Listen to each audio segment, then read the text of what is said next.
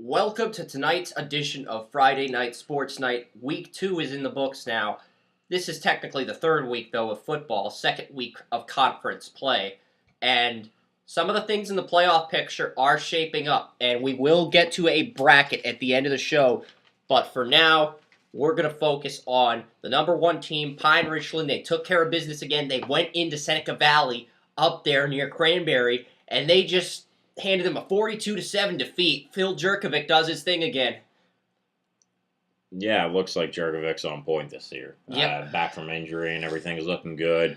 Taking care of business in the Northern 7 Conference. It's going to be interesting to see what they do in 3 weeks versus Central Catholic, who played North Allegheny, is considered by many to be the number 2 team. Some even have them at number 1 still.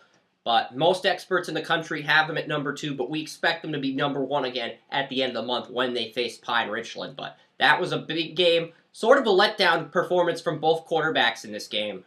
Yeah, I mean, it looked more like a sluggish performance on both teams' part. Troy Fisher, he didn't really live up to the expectations that I thought he would be, being a Division I, quarterback prospect. But he hit a nice wheel route for a 60-yard touchdown early on, and then at the end of the game, when the game was tied up at 7-7, he hit a nice slant route for about a 50-yard gain down to the 1-yard line. Eventually, Fisher jumped over the pile for a 1-yard touchdown run to cap off a victory. I mean, Phil Jerkovic has been the man among boys in Whitfield so far for Pine Richland, but Fisher had an okay night. North Allegheny's quarterback had a sloppy game. He relied a lot on his legs rather than his throwing and his ability to make precise throws. So that's why Pine Richland's 3-0. That's why Central Catholic's 2-1. NA is now 1-2, but I do think they can climb out of the situation they're in. They do have one more game against Pine Richland at the end of the year, which could result in a loss. But overall, North Allegheny, for the most part, looks like a pretty solid team if they can turn things around these next few weeks. They're going to have to if they want to make the playoffs. The other team that was in action tonight was Bethel Park. They went to Peters Township and handed them a 28-7 defeat. We were projecting them to win 35-14, but they won by 3 touchdowns as we expected them to via our simulator, which we'll get to in a little bit because we did simulate the entire season for 6A, 5A, 4A, and 3A and have the results for that. We even updated the results after some of the upsets. So there's a lot of interesting things going on in the Whitfields tonight. So Bethel Park, though, on pace to be one of the top 3 teams, and I think if they get the 1 seed in a few months, which we'll talk about later, they're going to be a team that controls their own destiny as far as getting to Heinz Field goes. Yeah, it looks like 6A is kind of what we expect to come into this week, which is Central Catholic, Pine Richland, Bethel Park. Those are the teams you're going to see probably fighting for a spot to meet at Heinz Field. North Allegheny's kind of a sleeper at this point now after they showed that they can hang tough with Central Catholic. They couldn't hang tough with Bethel Park, but I wouldn't be surprised if they were still in the mix at the end of the year. And you also got Mount Lebanon, Penn Hills. Teams like that who can maybe find their way into the greater scheme of things, but it's really looking like Bethel Park, Pine Richland, and Central Catholic's opportunity to get a Heinz Field. Yep, those are the 3 teams, and then NA will probably be that 4th team that could make the semifinals, but not sure they'll build on that this year. Looking at 5A, the West Allegheny, they faced a scare tonight from the North Hills Indians. It took them double overtime to beat North Hills, a team that got slaughtered by Upper St. Clair last week. Yeah, believe it or not, that was the game of the week for probably all classes. We didn't even think that would be, a showcase game, but North Hills came to play, maybe looking like North Hills is a little bit better than we expected them to be. Exactly. They did look a lot better than we expected them to be.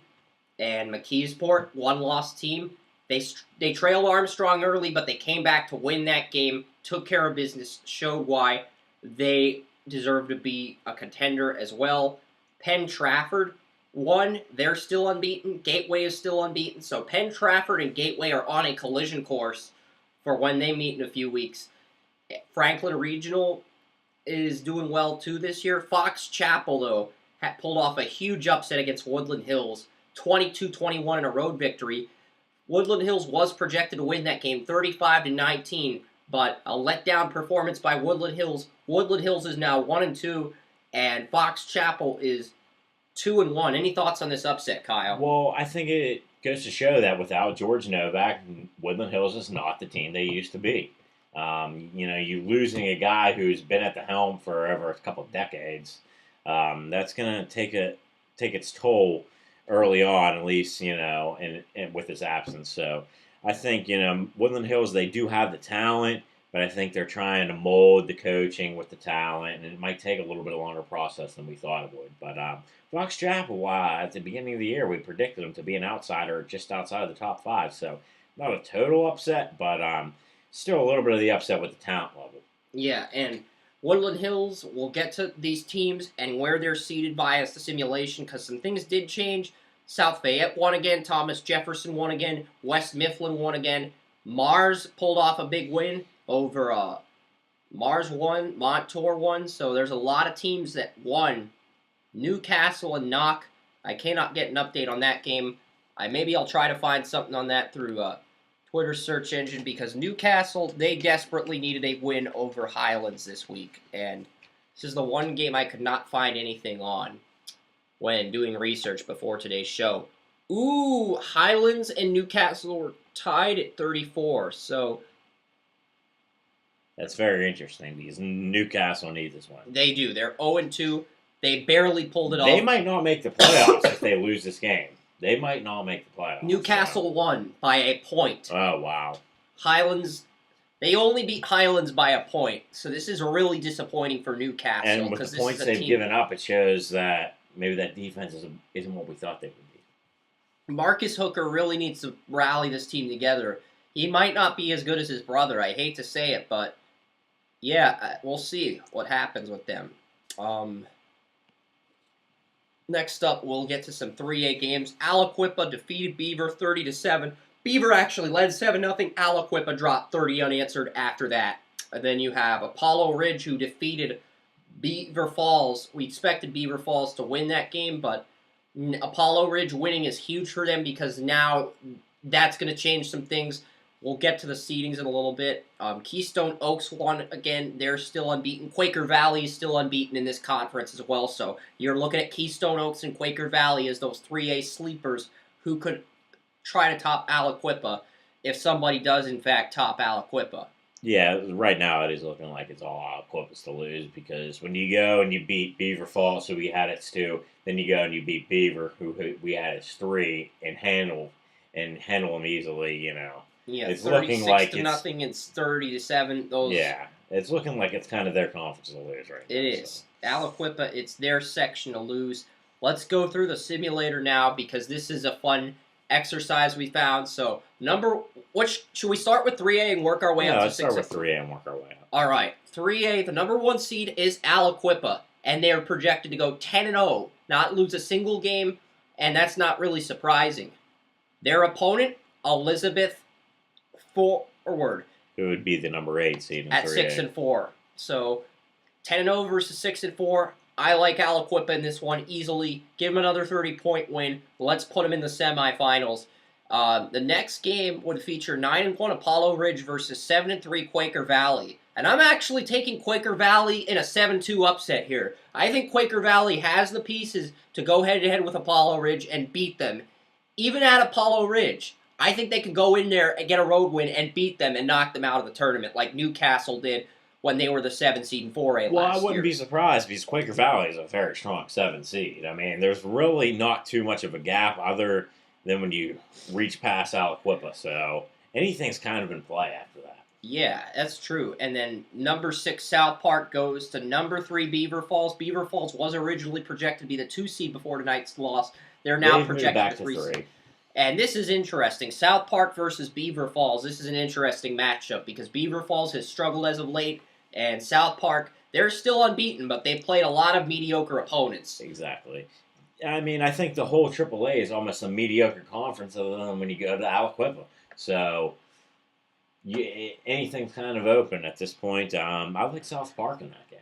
I'm going to go with South Park as well. So then we got Beaver and Keystone Oaks in the 5-4 matchup, which is probably the best matchup outside of the Heinz Field game where Aliquippa should win with ease. And I think the winner of this game would probably end up facing Aliquippa because I don't see South Park making it to Heinz Field. I don't see Quaker Valley making it to Heinz Field unless they avoid Aliquippa in the first 2 rounds. So I agree. I think this conference is Quippa's to lose, and I think the winner of this game would get to Heinz Field, only to get smothered by Aliquippa. I'm going to go with Keystone Oaks in very bold fashion here, and say that 3A outside of Aliquippa could be the year of the underdog. I wouldn't put it past them.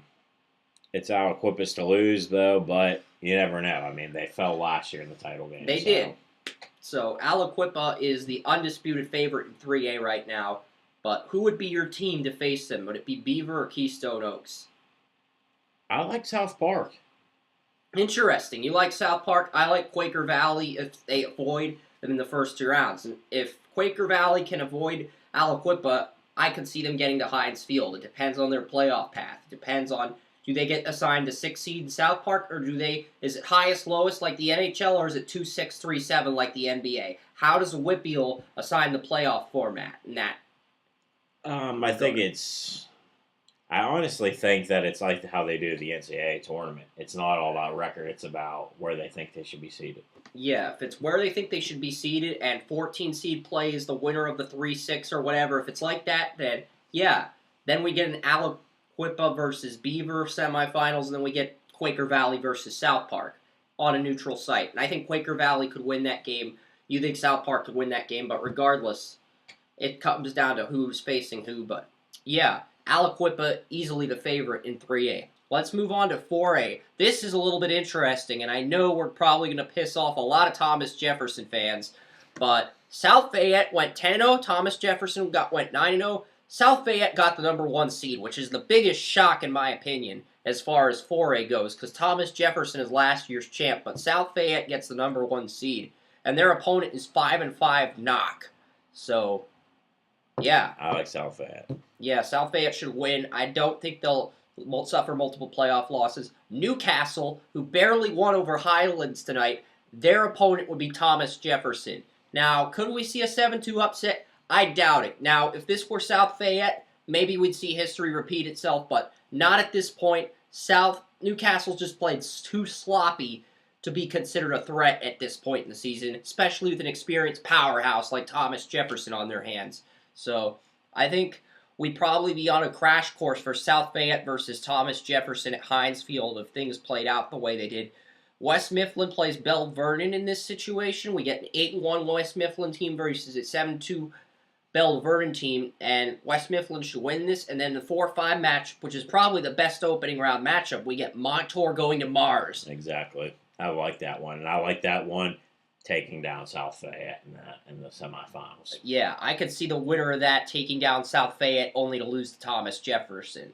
Mars student section really rocked the house tonight, so. Exactly. Yeah. They'll come to play. What about 5A? I think Thomas Jefferson's going to win regardless. We came to the same conclusion. Yeah, Thomas Jefferson to me over Montour at Heinz. Yeah, I'm thinking Thomas Jefferson over Mars at Heinz. Okay. But, yeah. Thomas Jefferson and Aliquippa are locks. 5A, the number 1 seed, unbeaten West Allegheny, who dodged a bullet against North Hills. But they won't have to play North Hills. They'll get a 6-4 Woodland Hills team that I believe would win a tiebreaker over North Hills from our simulators. So they get in. Even though they lost, they're still in as an 8 seed. They were originally the 6 seed, but thanks to Fox Chapel, they're now the 8 seed. And the number 7 seed is Upper St. Clair. They get a 9-1 McKeesport team at McKeesport.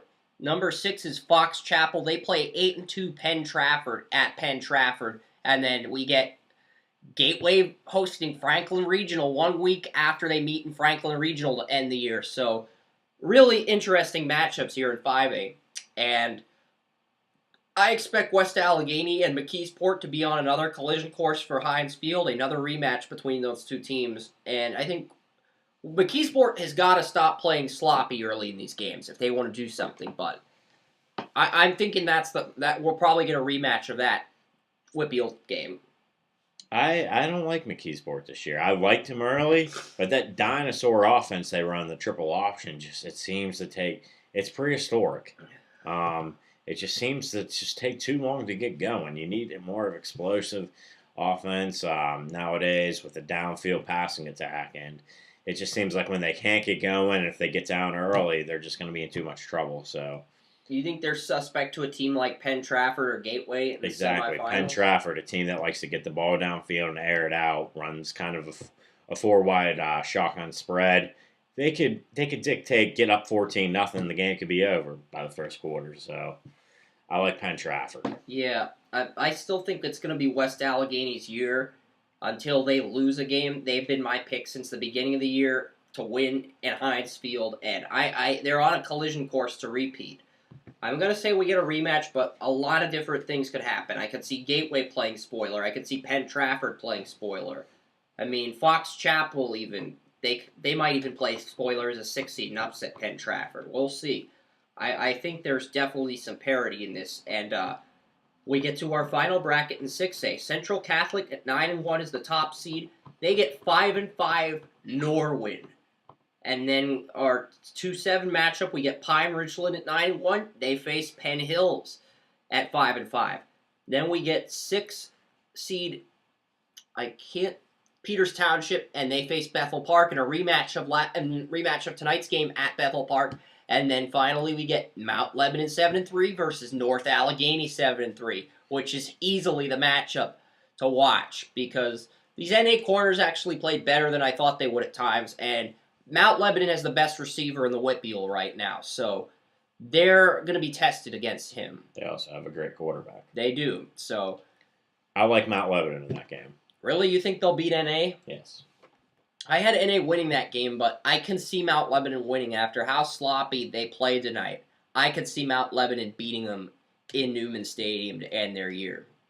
I wouldn't be surprised. But even if Mount Lebanon, whoever wins that NA Mount Lebanon game is going to get crushed by Central Catholic or Pine Richland, and their only ticket to Heinz Field is if Bethel Park draws the 1 seed.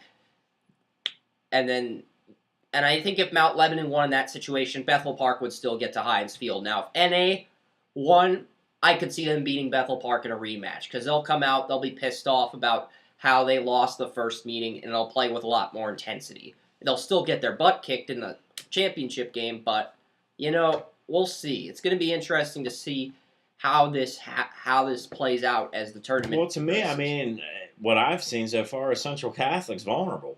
They are, and Pine Richland is really, they're blowing out all of their opponents to the point where I could actually see them beating Central Catholic and winning, and that's going to be my ultimate prediction. Even though Central Catholic is the top seed, I'm going to have Pine Richland beating them at Heinz Field, even if the simulator says that Central Catholic's going to win. Because Pine Richland just looks like the better team on paper so far. They're blowing out their opponents, they're scoring, they're winning convincingly. We're not seeing that with Central Catholic. Well, the game that I'm looking forward to is when Pine Richland plays Bethel Park in a few weeks. I think Bethel Park might have what it takes to win the Whippeals. And if they do, they'll get the number 1 seed, because I think that's their only way they can win it. If they don't get the 1 seed, they'll have to go to Pine Richland or Central Catholic, probably at Newman Stadium, and they'll lose that game. So I just can't see that happening. So we'll see what happens. It's going to be an interesting Whippeal season. Thank you guys for tuning in to this edition of Friday Night Sports Night. We will be back next week to preview some of the other games going on in the Whippeal section, and it's going to be interesting. Should we take a look at some of those games, previous projections? No, we can do that on Wednesday's show. We'll do that on Wednesday. All right, cool. Friday Night Sports Night, Chris Ransom, Kyle Taylor, we're signing off. Drive safely, folks.